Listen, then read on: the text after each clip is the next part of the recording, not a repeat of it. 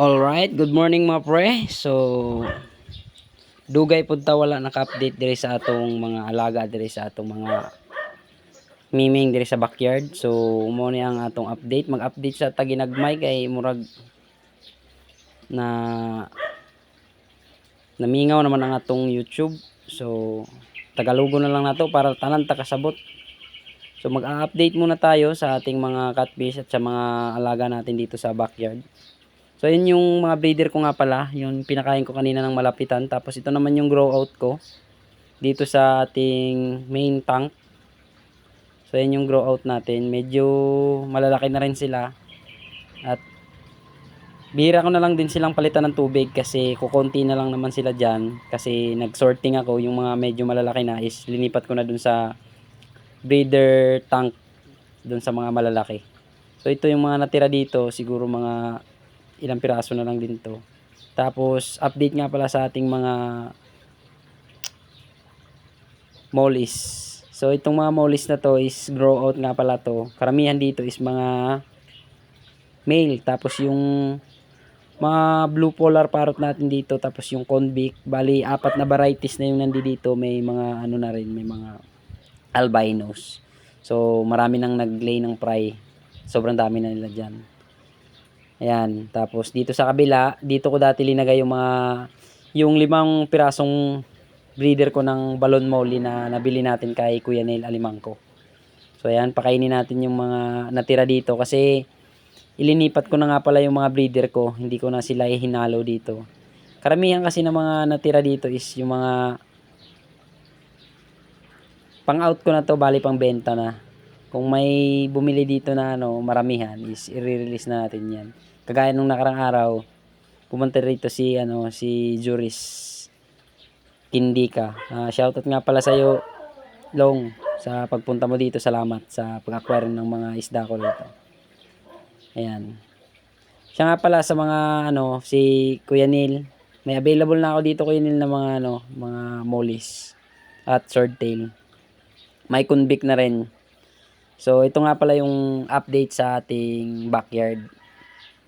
So yung mga rep tab ko dati na hindi ko na ginagamit is medyo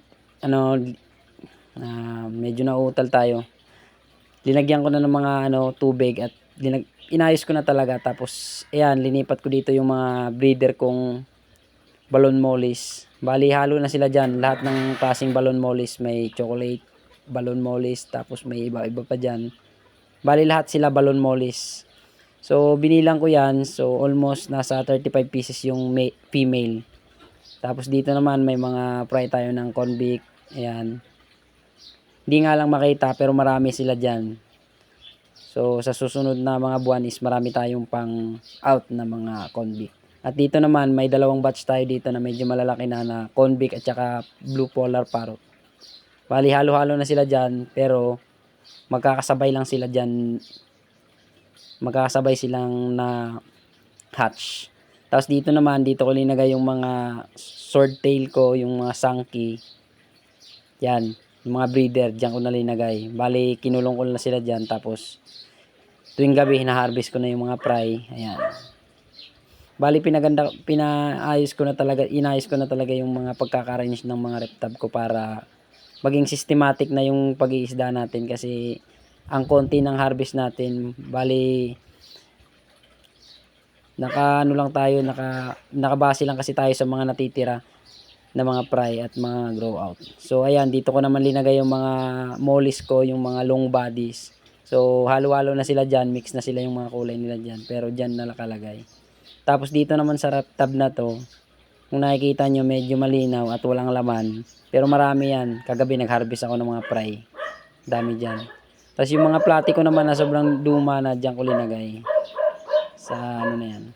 Dito yung mga naman, yung mga fry na natira nung nakaraang linggo. Ang dami nito guys, pero ito lang yung natira kasi nga kinakain din nila. Kaya nag-decide talaga ako na ayusin yung mga reptab ko at doon ilagay yung mga breeder para ma-save natin yung mga fry ng mollies at saka ng swordtail. Kasi sayang guys, ang dami nilang mag-lay. Dami nilang ano ng fry pero wala tayong nasosurvive na marami. So ngayon sana maging systematic na yung ano natin. Kaya yan. Yan naman tinuturo ko diyan saan yung labasan at saan yung inlet ng tubig natin. Ayan.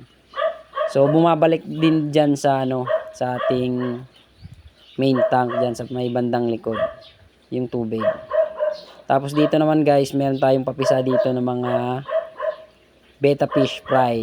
So ang dami nating mga fry ngayon guys. Sobrang dami na dyan. 3 batch yan. Halo-halo na sila dyan. May malalaki, may maliliit. Basta pag may nag-survive, okay na. Kung wala, okay lang din. Pero alam ko maraming makakasurvive dyan kasi hindi natin yan ginagalaw. Tapos dito naman guys, itong area na to, halos pang out na karamihan dito guys. So hindi pa nga lang tayo nakakabili ng panghuli sa kanila, yung malaking sibot para mahuli na silang lahat diyan at may out na natin para magkaroon tayo ng panibagong space. So yun guys, lahat yan sila may outlet. So pabalik dito sa main tank natin, ayan. Ayun yung mga inlet nila, ginamitan ko sila ng gate valve. Tapos may mga elbow tayo diyan pabalik ng main tank. So ayan. So medyo gumanda na rin yung backyard fish farming natin guys. Kasi naging systematic na at medyo maayos na. Hindi kagaya nung una na hayaan lang natin magkalumo tapos mabuhay yung mga fry kung mabuhay man. Pero ngayon guys, gabi-gabi natin yan haharvestin kasi ang dami na mag-lay ng mga swordtail natin at saka ng ating mollies. Ayan. So, salamat nga pala sa aking mga viewers dyan. At pasensya na kayo. Minsan lang tayo makapag-vlog at makapag-update kasi nabisi tayo nung mga nakaraan election. Kasi alam nyo na, election eh. So, ayan. Dito naman nakalagay yung mga ano natin guys. Yung mga blue polar parrot natin at saka yung convict fry. Yung unang batch sa kanila. Medyo malalaki na yan guys. Siguro mga next month pwede na nating i-harvest yan. So ayan. Dito nang gagaling yung natin dyan. Yung water pump na pinatakbo natin dyan sa mga rep tab na yan. Maliit lang na water pump yan guys. Hindi naman dyan kalakasan kumain ng kuryente kasi maliit lang.